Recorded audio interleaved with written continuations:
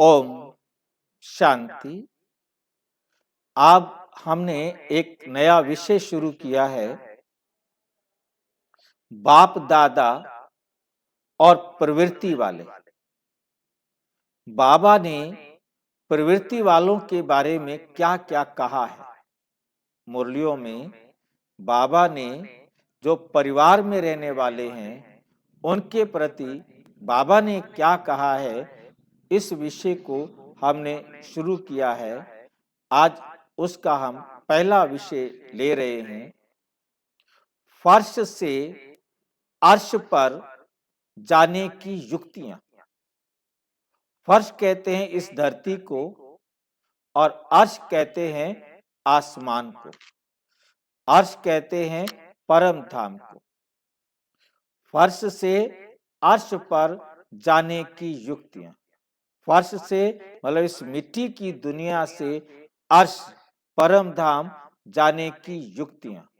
तो उसमें से हम पहली युक्ति आज हम देखेंगे कि बाबा हमें क्या समझाते हैं।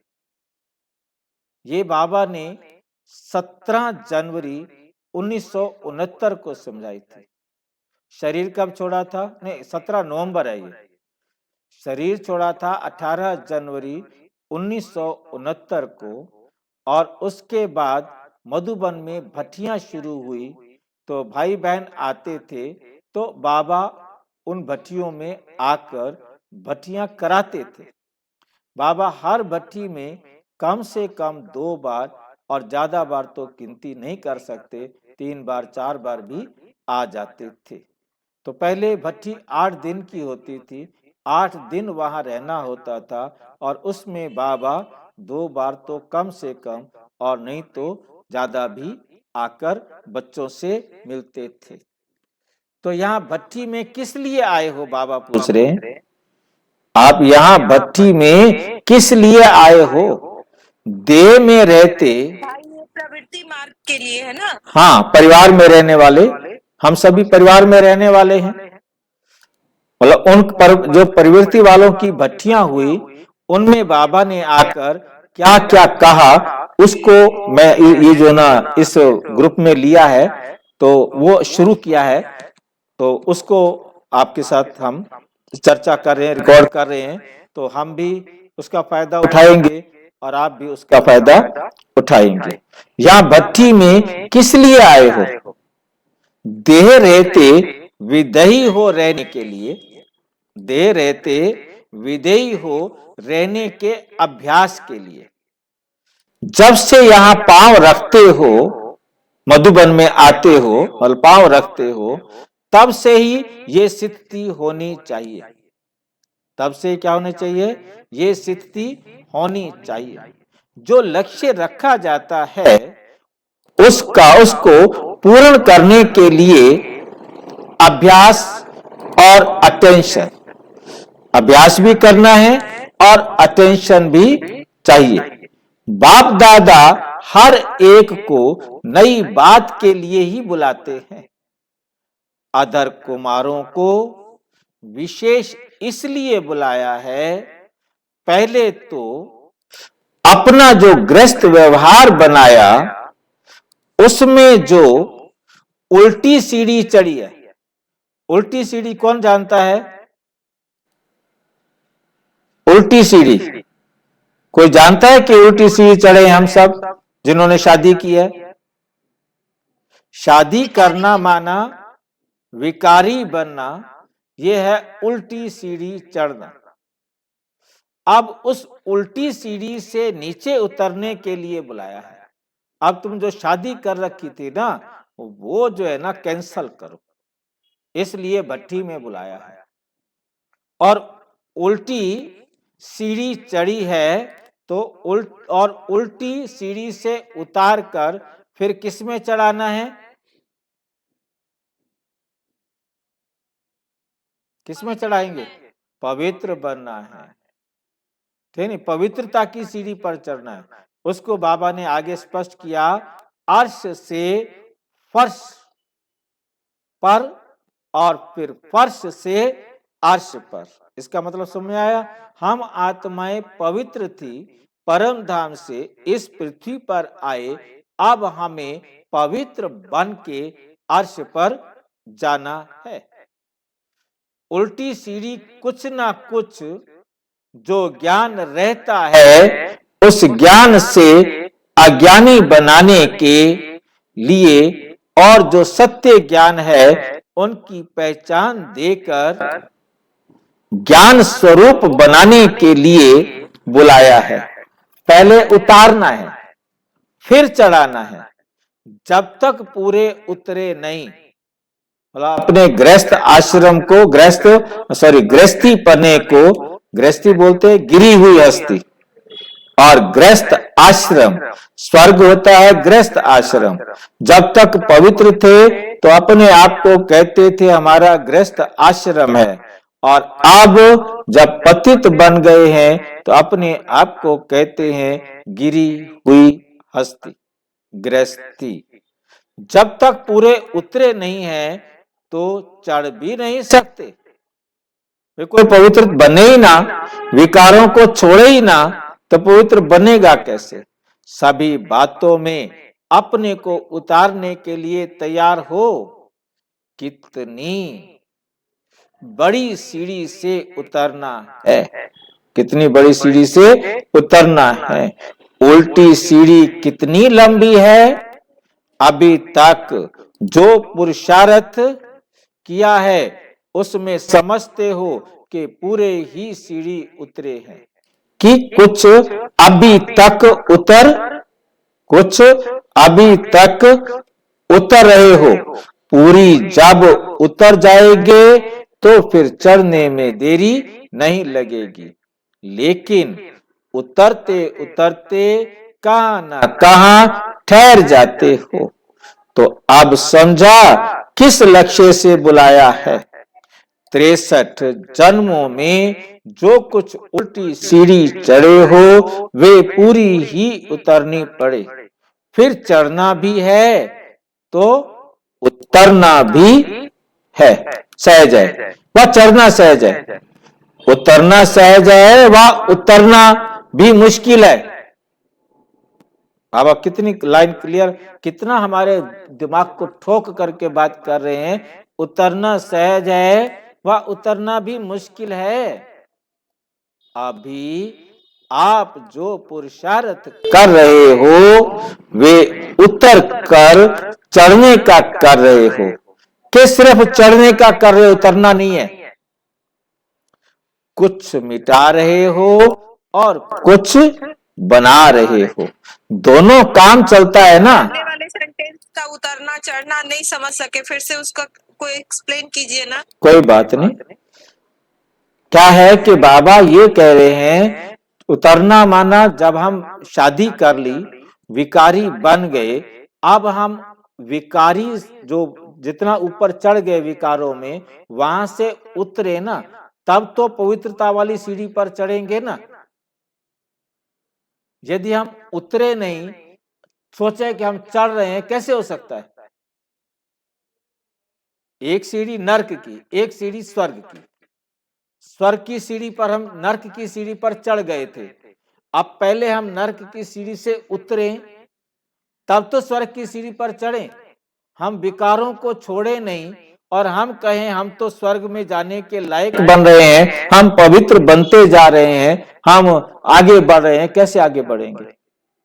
आगे बढ़ ही नहीं सकते, चढ़ ही नहीं सकते। पहले बाबा ने कहा कि नर्क की सीढ़ी जो चढ़े हो ना, उस नर्क की सीढ़ी से उतर कर आओ, फिर स्वर्ग की सीढ़ी पर चढ़ोगे। ये नहीं कि उतरना, आप बाबा कहते हैं नर्क की सीढ़ी से उतरना सहज है या उससे उतरना मुश्किल है। इन विकारों को छोड़ना सहज है या मुश्किल है। अभी आप जो पुरुषार्थ कर रहे हो वे उतर कर चढ़ने का कर रहे हो ना। पहले हम उतरे तब हम आगे चढ़े ना, कि सिर्फ चढ़ने का कर रहे हो। कुछ मिटा रहे हो, कुछ बना रहे हो, दोनों काम चलता है। भाई जितना जितना विकारों को उतारते जाओगे, छोड़ते जाओगे, उतना पवित्र बनते जाओगे।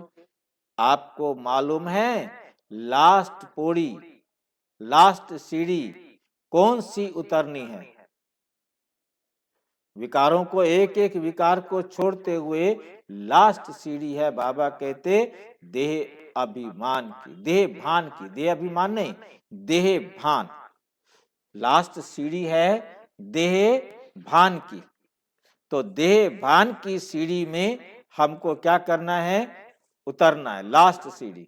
पहले होगा विकाम विकार गया, क्रोध गया, लोभ गया, मोह गया, फिर देह अभिमान आ जाता है, और फिर क्या होता है हमारे पास? लास्ट देह भान। देह भान में क्या होता है? देह अभिमान। और देह भान में क्या अंतर है? देह अभिमान में तो है कि मैं देह हूं, आत्मा को तो मतलब ही नहीं, मैं शरीर हूं, ये है देह अभिमान। और देह भान का मतलब क्या होता है? मैं आत्मा हूं, परंतु मैं स्त्री शरीर में हूं, ये पुरुष शरीर है, ये स्त्री शरीर है, ये पुरुष शरीर है, ये स्त्री और पुरुष का भान है, ये लास्ट है।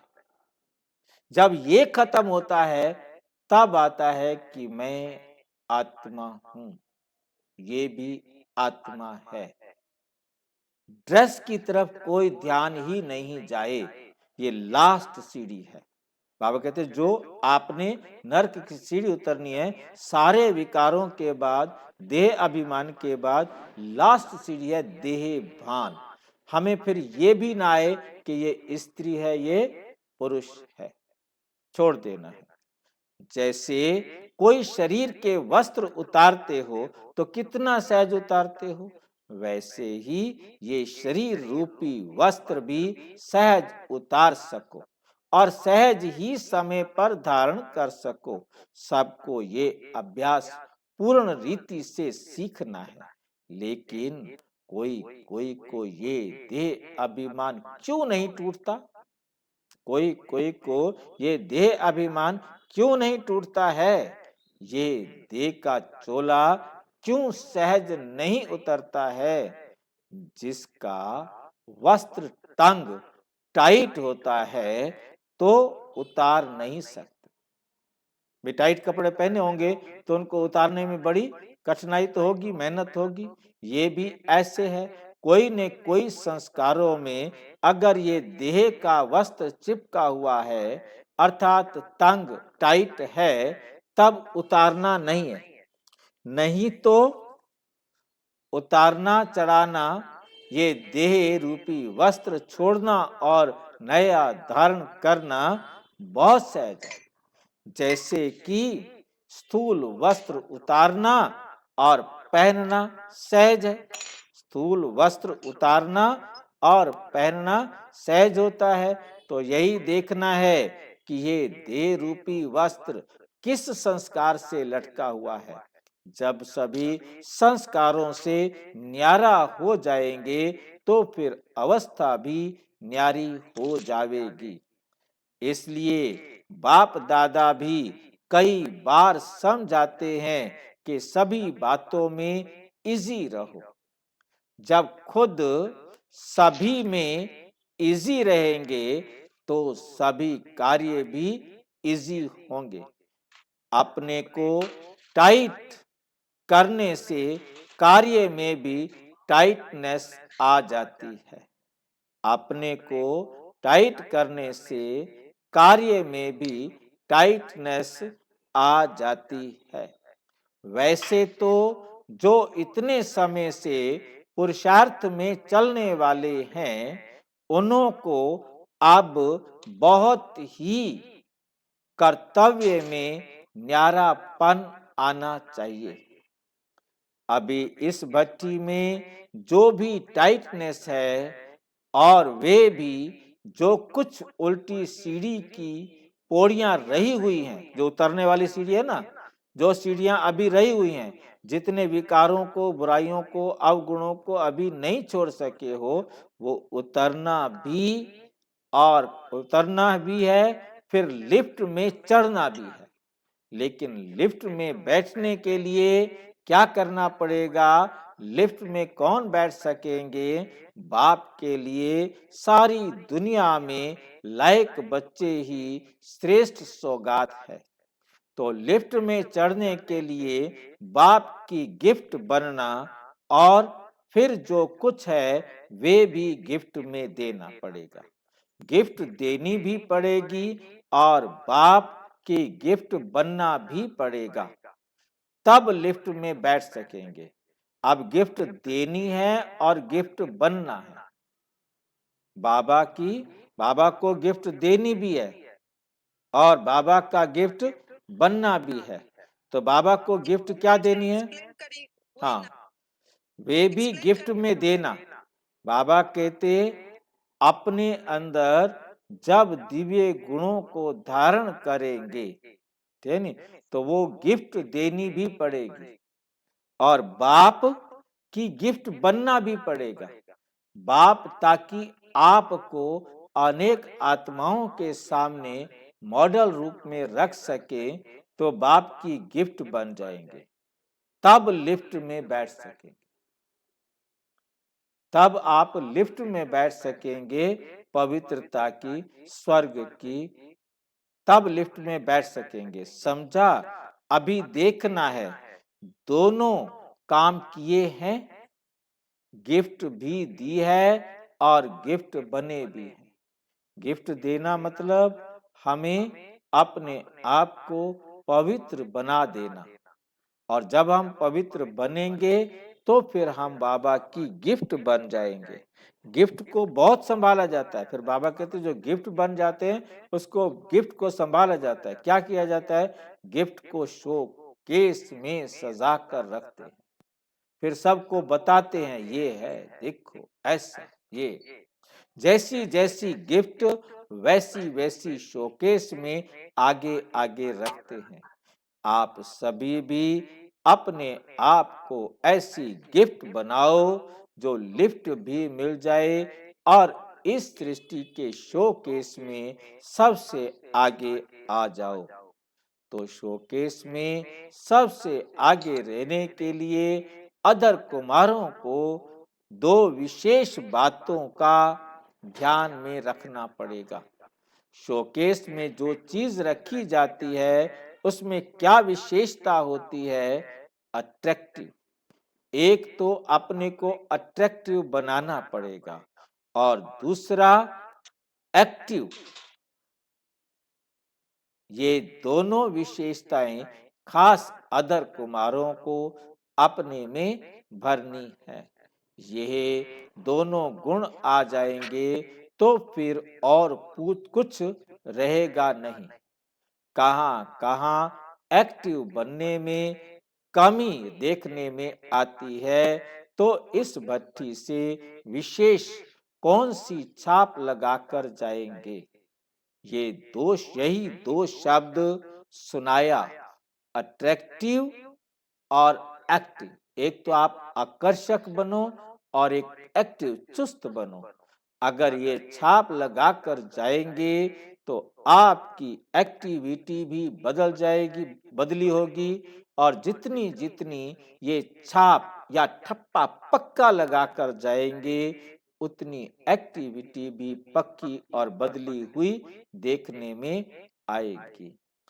अगर ठप्पा कुछ ढीला लगाकर जाएंगे तो फिर एक्टिविटी में चेंज देखने में नहीं आएगी, क्योंकि दृढ़ता चाहिए। पक्का ठप्पा पक्का लगाना मतलब दृढ़ता लेके आना, दृढ़ता से कि मुझे करना ही है। जब ये दृढ़ता अपने अंदर धारण करेंगे तब जो है ना सफलता मिलेगी। ये तो सुना था ना, भट्ठी में आना अर्थात अपना रूप रंग दोनों बदलना, रूप रंग दोनों बदलना है। भट्ठी में जो चीज आती है उनकी जो बुराई होती है वो गल जाती है।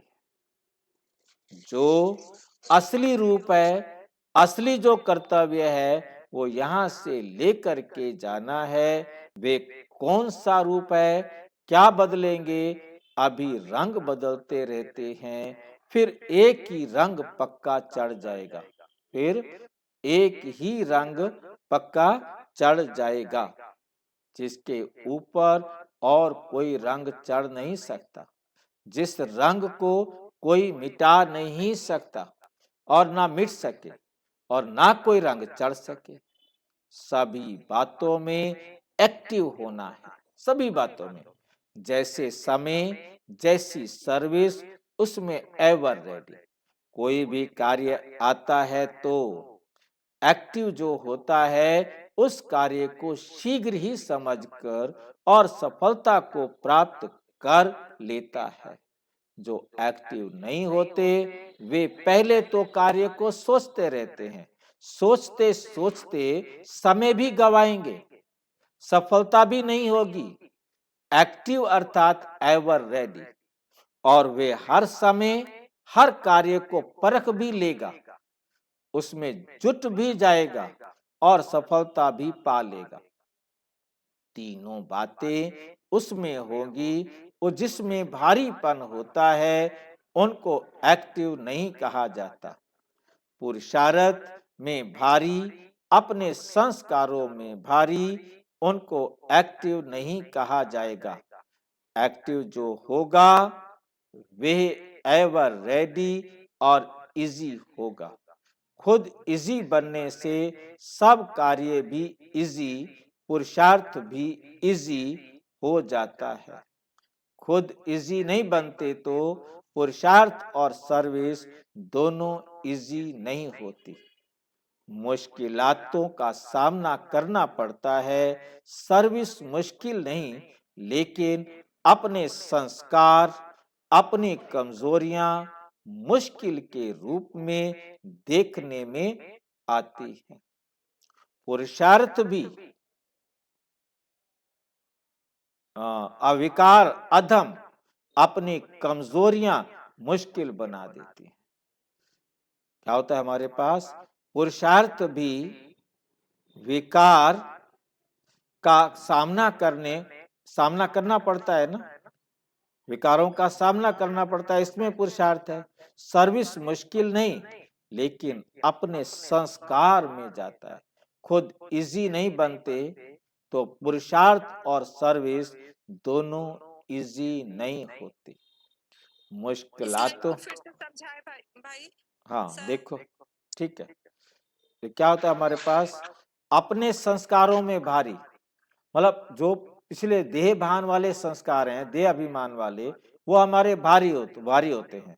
जब तक हम अपने देह अभिमान वाले संस्कार जो भारी हैं उनको नहीं छोड़ेंगे, उनको एक्टिव नहीं कहा जाएगा, क्योंकि एक्टिव नहीं हो सकता, भारी है ना। वो जिसका शरीर भारी हो वो उतना एक्टिव नहीं हो सकता जितना हल्के शरीर वाला एक्टिव होगा। एक्टिव जो होगा वे एवर रेडी होगा और इजी होगा। खुद इजी बनने से सब कार्य भी इजी हो जाते हैं। अब जब हम आत्मा, मन, बुद्धि से इजी होंगे तो फिर हम कोई भी कार्य बड़ी आसानी से कर लेंगे। पुरुषार्थ भी इजी हो जाता है। खुद इजी नहीं बनते तो पुरुषार्थ और सर्विस दोनों इजी नहीं होती। मुश्किलातों का सामना करना पड़ता है, सर्विस मुश्किल नहीं, लेकिन अपने संस्कार, अपनी कमजोरियां मुश्किल के रूप में देखने में आती हैं। पुरुषार्थ भी, ये विकार लिखा, ये विकार है, विकार अधम मतलब नीचे गिराता है, अपनी कमजोरियां मुश्किल बना देती हैं। विकार अधम, जो विकार हैं, अधम विचार हैं, वो हमें, हमारी कमजोरियां हैं, वो हमें हर काम को क्या कर देती हैं? मुश्किल कर देती अधम हैं। विचार, आधम कमजोरियां यानी देह अभिमान। हाँ, देह अभिमान में आकर के हमारे जो विकार आ रहे हैं, अधम नीच विचार आ रहे हैं, कमजोरियां आ रही हैं, वो हमें आगे नहीं बढ़ने देती ना। नहीं तो कोई को सहज, कोई को मुश्किल क्यों भागता। अब जो इन बुराइयों पर, अपने विकारों पर विजय पा लेते हैं उनके लिए सहज हो जाता है, वो सीढ़ी उतर आए ना। परंतु जो सीढ़ी उतरे नहीं, वो विकारों की सीढ़ी को छोड़ा नहीं उन्होंने और सोच रहे हैं कि हम आगे बढ़ जाएं, वो नहीं बढ़ सकते, वो भारी होते हैं, उनके लिए मुश्किल होता है। और अगर मुश्किल ही है तो सभी को होना चाहिए ना। वो किसी को आसान क्यों लग रहा है? क्योंकि वो विकारों की सीढ़ी से उतर कर नीचे आ गए हैं। अब वो स्वर्ग की सीढ़ी पर चढ़ रहे हैं। अब विकारों की सीढ़ी को छोड़ेंगे नहीं तो स्वर्ग की सीढ़ी पर चढ़ नहीं सकेंगे। ये बात समझाने का प्रयास कर रहे हैं बाबा। तो सभी को सभी बातें मुश्किल हो, लेकिन वही बात किसी के लिए मुश्किल है और कोई को वो सहज है। क्यों? क्योंकि हमें समझ में आ गया कि वो अभी विकारों को छोड़ा ही नहीं है। उसने विकारों को छोड़ दिया है। अपनी ही कमजोरियां मुश्किलात के रूप में आती हैं, इसलिए ये दो बातें धारण करनी है।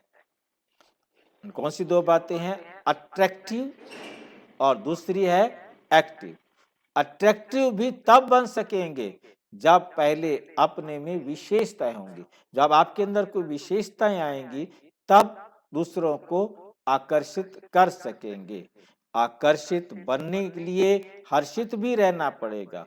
हर्षित का अर्थ ही है अति इंद्रिय सुख में झूमना, ज्ञान को सुमिरन करके हर्षित होना, अव्यक्त स्थिति का अनुभव करते अति इंद्रिय सुख में झूमना, इसको कहा जाता है हर्षित। हर्षित भी मन से और तन से, दोनों से होना है। हर्षित किससे होना है? मन से भी और तन से भी, दोनों से होना है। ऐसे जो हर्षित होता है वही आकर्षित होता है। प्रकृति और माया के अधीन ना होकर दोनों को अधीन करना चाहिए। अधीन हो जाने के कारण अपना अधिकार खो लेते हैं।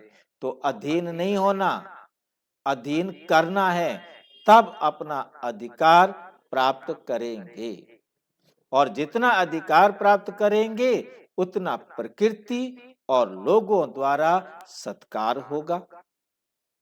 तो सत्कार प्राप्त, इसके पहले वाला लाइन, प्रकृति वाला लाइन, प्रकृति माना शरीर, ठीक है नहीं? अब क्या होता है कि तो अधीन नहीं होना, अधीन करना है। हमने प्रकृति के अधीन नहीं होना, हमने इस प्रकृति को, इस शरीर को अपने अधीन करना है। इसको हमने अपने हिसाब से चलाना है। ये नहीं कहना है कि मेरा शरीर कह रहा था, मेरा मन कह रहा था, मन माना शरीर कह रहा था। तब अपना अधिकार प्राप्त करेंगे, और जितना अधिकार प्राप्त करेंगे उतना प्रकृति और लोगों द्वारा सत्कार मिलेगा। ये शरीर भी आपका सत्कार करेगी, अन्य आत्माएं भी आपका सत्कार करेंगी। तो सत्कार कराने के लिए क्या करना पड़ेगा? अधीनपना छोड़ना है। इस शरीर की अधीनता से आजाद होना है। अपना अधिकार रखो। अधिकार रखने से अधिकारी बनेंगे, लेकिन अधिकार छोड़ करके अधीन बन जाते हो, छोटी छोटी बातों के अधीन बन जाते हो, अपनी ही रचना के, ये शरीर हमारी रचना है, इसके अधीन बन जाते हो। लौकिक बच्चे तो भले हैं, लेकिन अपनी ही रचना, अर्थात हमारी रचना एक संकल्प भी है, अर्थात संकल्पों के भी अधीन हो जाते हैं। जैसे लौकिक रचना से अधीन बनते हो, वैसे ही अब भी अपनी रचना संकल्पों के भी अधीन बन जाते हो। अपनी रचना कर्म इंद्रियों के भी अधीन बन जाते हो। अधीन बनने से ही अपना जन्म सिद्ध अधिकार खो लेते हो ना। तो बच्चे बने और अधिकार हुआ। सर्वदा सुख, शांति और पवित्रता का जन्म सिद्ध अधिकार कहते हो ना। अपने आप से पूछो कि बच्चा बना और पवित्रता, सुख, शांति का अधिकार प्राप्त किया। अगर अधिकार छूट जाता है तो कोई बात के अधीन बन जाते हो। तो अब अधीनता को छोड़ो, अपने जन्म सिद्ध अधिकार को प्राप्त करो। ये जो कहते हो कब प्रभाव निकलेगा, ये प्रभाव भी क्यों नहीं निकलता? आपका प्रभाव क्यों नहीं निकलता? कारण क्या है? क्यों सब आपको इज्जत नहीं दे रहे? क्योंकि अब तक कई बातों में खुद ही प्रभावित होते रहते हैं। जो खुद किसी और की तरफ प्रभावित होगा तो फिर कैसे किसी को अपनी तरफ प्रभावित करेगा। तो जो खुद प्रभावित होता रहता है उनका प्रभाव नहीं निकलता। प्रभाव चाहते हो तो इन सभी बातों में प्रभावित नहीं होना। फिर देखो कितना जल्दी प्रभाव निकलता है। अपनी एक्टिविटी से अंदाजा निकाल सकते हो। ऐसा सौभाग्य सारे कल्प में एक ही बार मिलता है। सतयुग में भी लौकिक बाप के साथ रहेंगे, पारलौकिक बाप के साथ नहीं। 84 जन्मों में कितना श्रृंगार किया होगा। भिन्न भिन्न प्रकार के बहुत श्रृंगार किए और बाप दादा के स्नेह यही है कि बच्चों को श्रृंगार कर शोकेस में सृष्टि के सामने लाएं। जब सभी संपूर्ण बनकर शोकेस अर्थात विश्व के सामने आएंगे तो कितने सजे हुए होंगे। सतयुग का श्रृंगार नहीं, गुणों के गहने धारण करने। सतयुग वाला श्रृंगार नहीं करना है, गुणों के गहने धारण करने हैं। इसके मुख्य बिंदु हैं इस मुरली के। नंबर 1, अधर कुमारों को उल्टी सीढ़ी से उतरना है। ये बात समझ में आ गई। 63 जन्मों में जो उल्टी सीढ़ी चढ़े हैं अब उससे उतरना है। नंबर 2, देह अभिमान को छोड़ना है। देह रूपी वस्त्र को सहजता से उतारना और धारण करना सीखना है।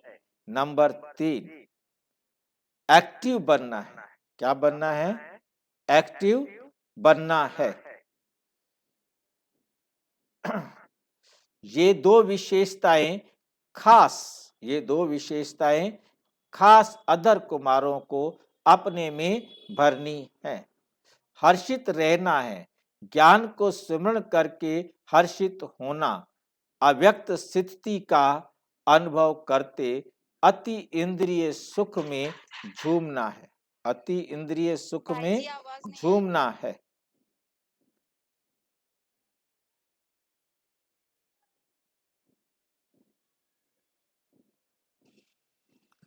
अति इंद्रिय सुख में झूमना है।